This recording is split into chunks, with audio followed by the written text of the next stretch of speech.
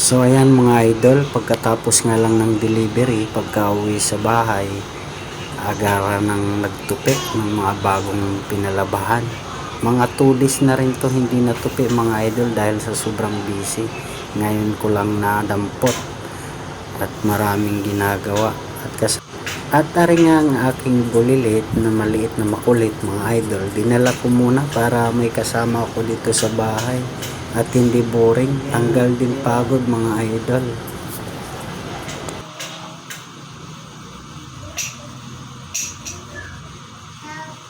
Tulog ka na doon, tulog ka.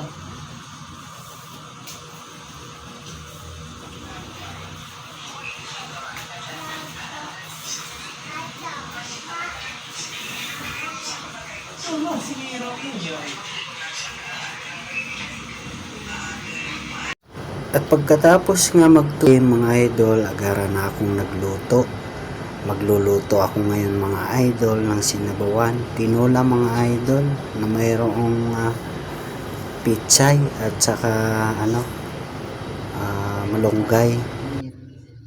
At ayan na nga mga idol, naglagay na nga ako ng mantika at para magisa na mga idol yung manok at para matanggal siyempre yung lansa. At siyempre pagkagisa nga lang at naamoy ko na yung mga panggisa at sobrang bango na mga idol, ibuhos na natin ang manok mga idol ng magisa na.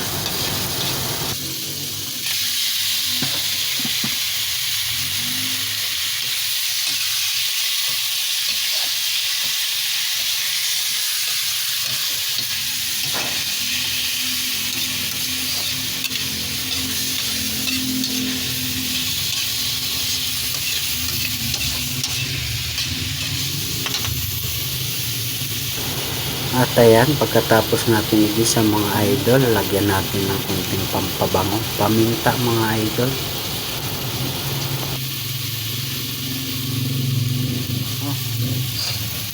Marami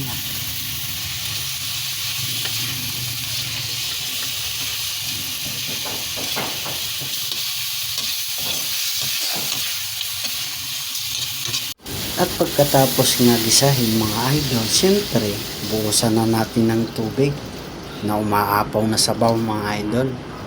Para masarap pang higop, sabaw pa lang ulam na. Hindi mawawala yung gulay, pitsay.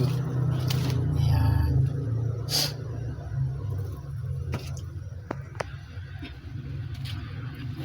Idol, sarap niya.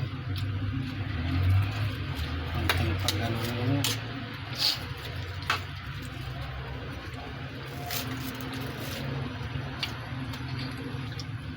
Pitsay ba? Tinola? Pwede na yan. Basta mayroong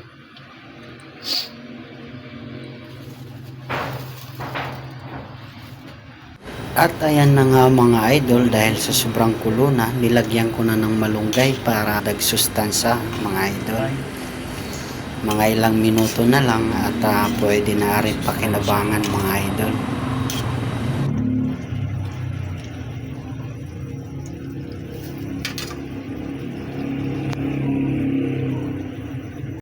At rin na nga mga idol, finished product na mga idol at kain na tayo.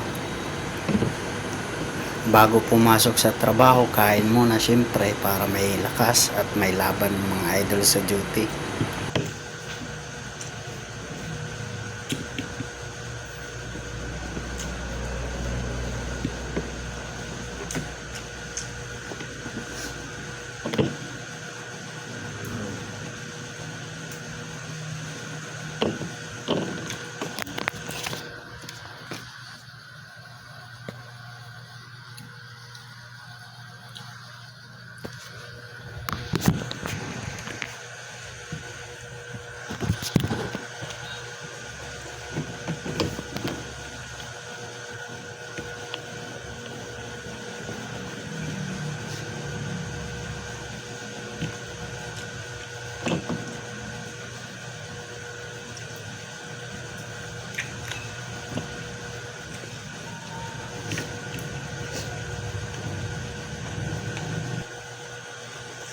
At hanggang dito na lang muna mga idol at kakain muna.